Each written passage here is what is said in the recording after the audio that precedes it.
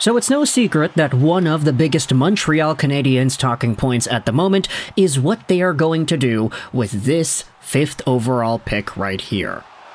Now, there have been a ton of guys that have rotated around that conversation. I think the main one that most Canadiens fans are bringing up happens to be Catton Lindstrom, with the expectation that the draft is going to go Celebrini at 1, probably Demidov or Levshunov at number 2, maybe a defenseman at 3, who really knows, and then maybe somebody else at 4. There could be an option for a Catton Lindstrom-like guy to be available for Montreal at number 5. If you go over to the Elite Prospects consolidated ranking, you'll see that Celebrini, Demidov, Levshunov, Lindstrom, and Dickinson is the projected top 5, just averaging out all of the different scouting outlets. But what I wanted to do in this video was go over a name that I think a lot of Canadiens fans have been, maybe secretly, is secretly the wrong word? I don't know if it's secretly. It's kind of like a subconscious thing, where this would be the main guy the Canadiens would get in their opinions, should they had everything go their way. If, of course, you assume that Macklin Celebrini is the only lock, it leaves a big open pool of guys after number 1 that could be potential Habs. And when it comes to Corey Pronman's most recent mock draft, this is what he said in the Montreal column. Pronman doubles down on Ivan Demidov to Montreal in his new mock draft. Take a look at this. I think Montreal would be very happy if Demidov got to this spot. He would add the elite skill they lack in their organization. If he didn't get it, it's more interesting. If that's the case, you're likely looking at the Canadiens debating between Catton Lindstrom, Beckett, Sennecke, or Tige Iginla. Now, the thing about Corey Pronman and his mock drafts is they're usually pretty polarizing, and that has been the pattern over the past few years, but the strange part about it all is I always seem to find more accuracy out of Corey Pronman's draft rankings than anybody else. I believe it was Corey Pronman who, in 2021, or no, not 2021, 2022, excuse me, actually had Shane Wright dropping to number 4. I think he was the only person that had Wright in that spot. Every other mock draft had Wright 1 or 2. Pronman was the only one that didn't have him in that top spot. So this is one of the guys that, oddly enough, has a pretty reasonable track record when it comes to projecting the NHL draft. And I recognize, like, this top comment goes out there and says, I'm amazed every year at how many mock drafts Pronman and Wheeler can do in the span of 2 months. Like, there probably will be another mock draft, like, in a week or 2 from now. There's probably going to be a whole bunch more conversation and more flipping around guys' names. Lindstrom, Beckett, Sennecke, Tige Iginla all going to Montreal at number 5, whereas this one has Demidov. But I did want to go out there and talk about what this player can provide the Montreal Canadiens, because if you assume that this is the player the Habs will take, it will mean a few things. Firstly, it means that the other teams in the NHL would have chosen defensemen instead, because I think Demidov is widely regarded as the second best forward here. You would see San Jose take Celebrini, you would see maybe Levshunov go over to Chicago, maybe Anaheim stocks up on another bigger defenseman like a Sam Dickinson, and then Columbus maybe goes into Zayne Parekh route. And then you have Ivan Demidov taken by Montreal. Either that, or you would see maybe another forward squeak up into the top 4, whereas it wouldn't really be all too expected. I mean, as we had said, the top forwards in the draft, Celebrini, Demidov, Lindstrom, Berkly, Catton. Maybe Catton Lindstrom goes a little bit earlier, which opens the door to 2 defensemen being taken in the top 4 and Demidov to be taken at number 5. Maybe a team really does value the Catton Lindstrom size, which we have been clamoring on about in all of these videos. But as Pronman goes out there and writes, Demidov would add such an elite level of skill that you could very well say is not too present in Caulfield, Slafkovsky, or Suzuki.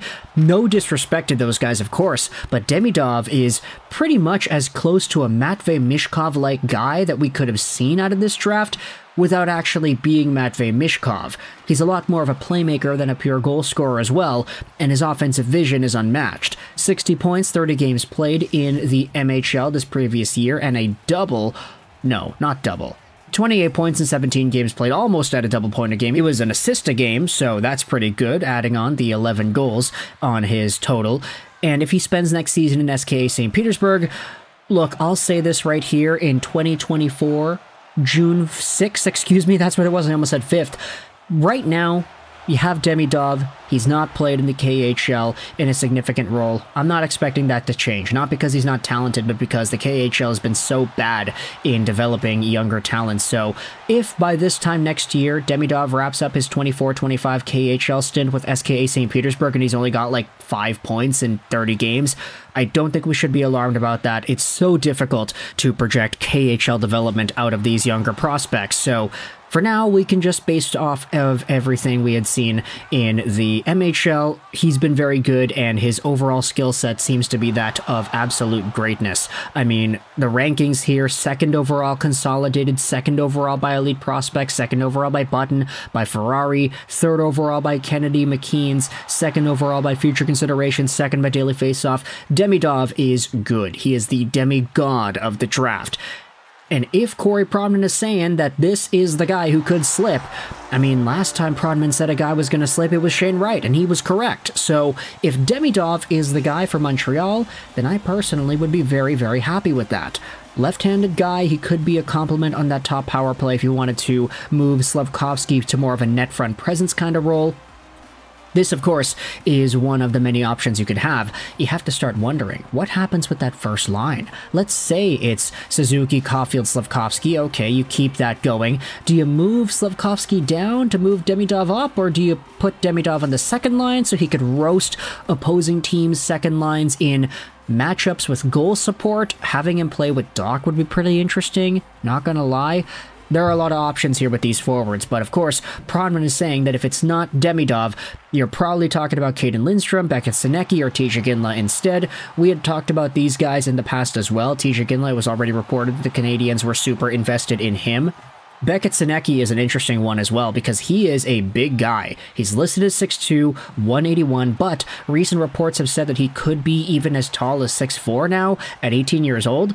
The crazy part is he kind of plays with a little bit of a small guy's attitude. He's got the dangles, he's got the puck skills. He plays a small guy's game just with a really big frame. So this is a unique player that has been shooting up the draft boards as well. His consolidated ranking is 19th, but Prodman is saying that he could very well be taken somewhere in the 5th overall spot if the Canadiens really decide to do that. So Beckett Sennecke is one of these guys that has been really pushing himself up the draft order.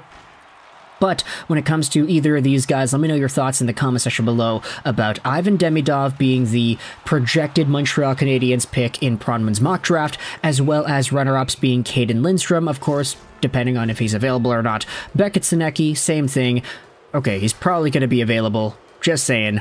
But we'll throw him in there anyway. And then TJ Ginla, who, if he doesn't go to Calgary, then everything's going to be wrong with the world. Honestly, like, I'd be okay with the Canadiens passing up on TJ Ginla to take any of these other dudes. Like, leave a Ginla for Calgary. I just want to see that go down because that seems like the big legacy pick that everybody would be happy with. But what are your thoughts about the Canadiens potentially drafting Ivan Demidov? It's a big change-up from the Caden Lindstrom conversation that we have been beating to death in the ground because, I mean, everybody's talking about Caden Lindstrom, right? Let's toss out a curveball in there. So thoughts in the comment section below about Ivan Demidov and his potential as a Canadiens target at 5th overall. Do you think it's possible? Do you think he gets taken earlier? And if so, by whom?